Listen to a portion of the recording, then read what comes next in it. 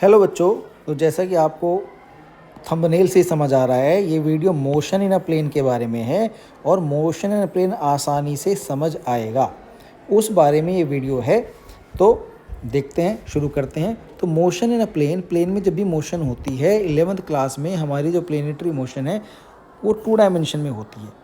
तो मान लो एक डायमेंशन हमारा एक्स है और दूसरा डायमेंशन हमारा वाई है।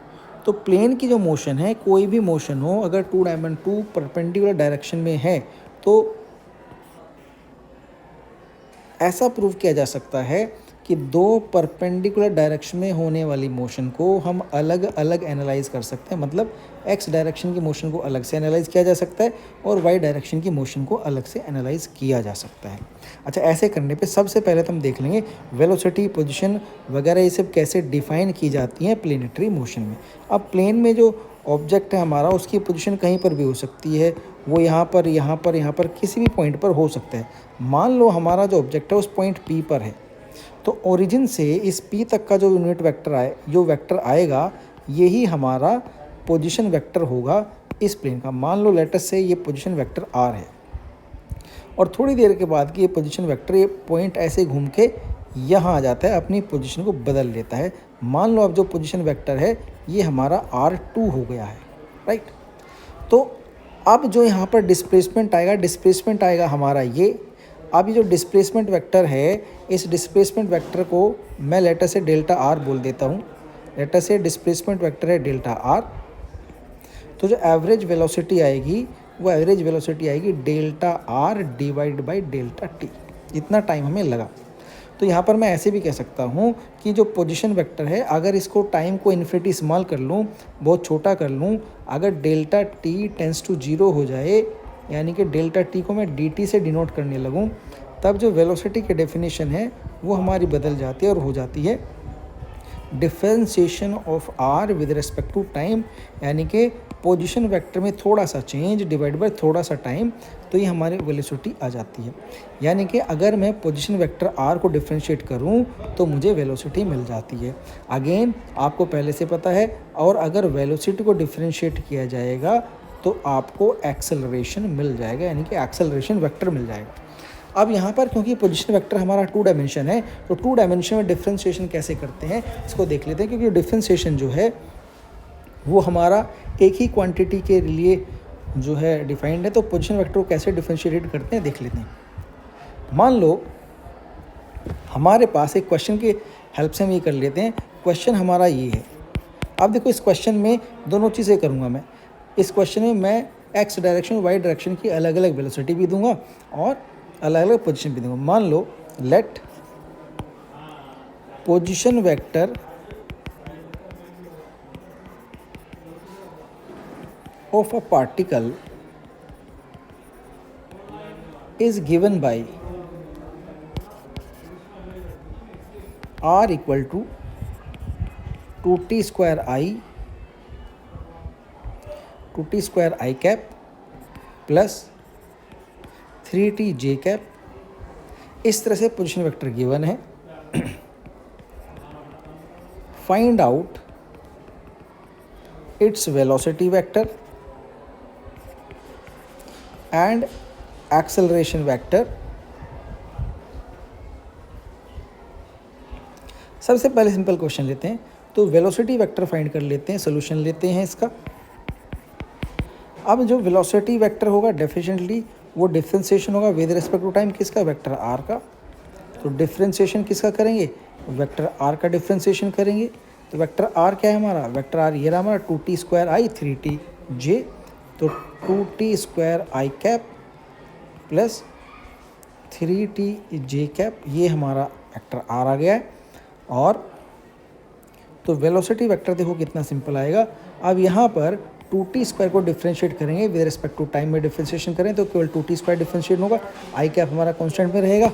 तो 2t स्क्वायर का डिफरेंशिएशन आ जाएगा 2 × 2t, क्योंकि पावर 1 से कम हो जाएगी और ये मल्टीप्लिकेशन में भी आ जाएगी, इनटू आई कैप ही रहेगा।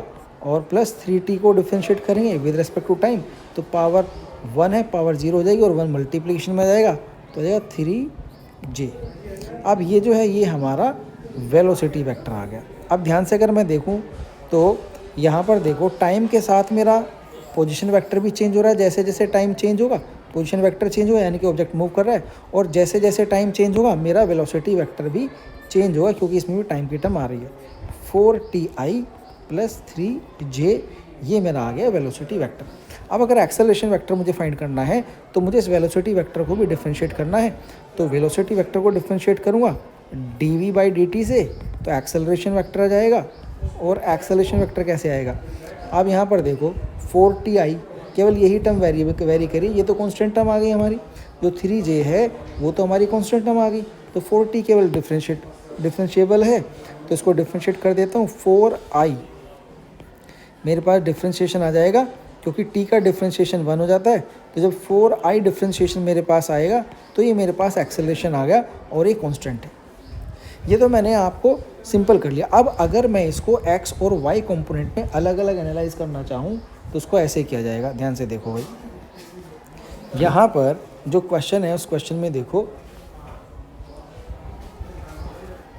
इस क्वेश्चन में अगर मैं देखूँ ऑब्जेक्ट अपनी पोजीशन x डायरेक्शन में भी चेंज कर रहा है और y डायरेक्शन में भी चेंज कर रहा है, क्योंकि i कैप x डायरेक्शन में दिखाता है और j कैप y डायरेक्शन में दिखा रहा है। तो टाइम के साथ पोजीशन x डायरेक्शन में भी चेंज हो रही है, y डायरेक्शन में भी चेंज हो रही है।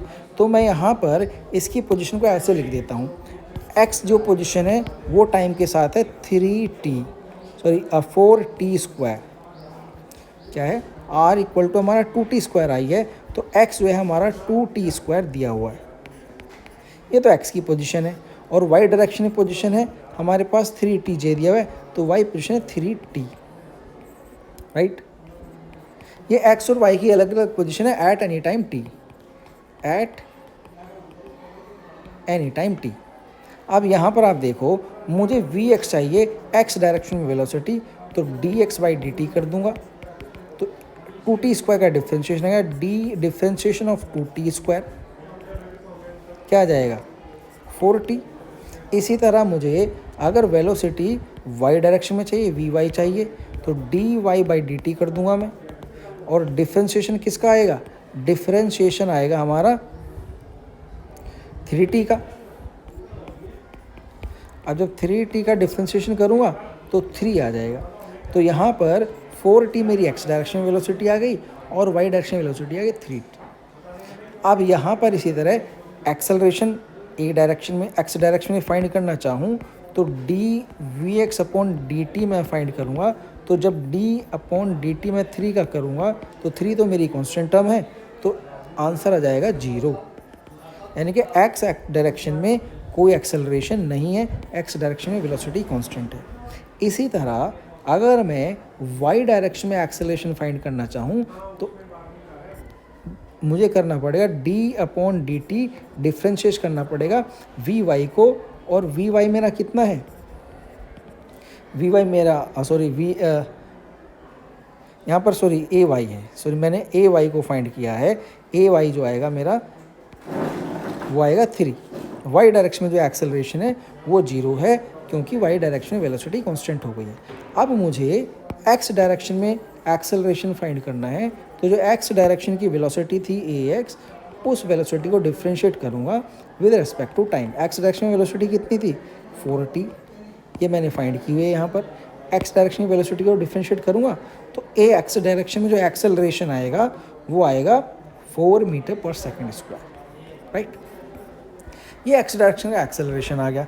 इस तरह से मैंने देखा कि मैं अलग अलग डायरेक्शन में भी, यानी कि दो परपेंडिकुलर डायरेक्शन में अपनी जो प्लेनेटरी मोशन है उसको आसानी से एनालाइज कर सकता हूँ, फाइंड कर सकता हूँ। इस तरह के सिंपल क्वेश्चन आप अपनी बुक से कर सकते हैं। तो यहाँ पर प्लेनेटरी मोशन, इस वीडियो को मैं यहीं पर एंड करता हूँ। नेक्स्ट वीडियो में प्रोजेक्टाइल मोशन के बारे में पढ़ेंगे और सीखेंगे किस तरह उसको हम एनालाइज करते हैं। ठीक है बच्चों, बाय बेटा।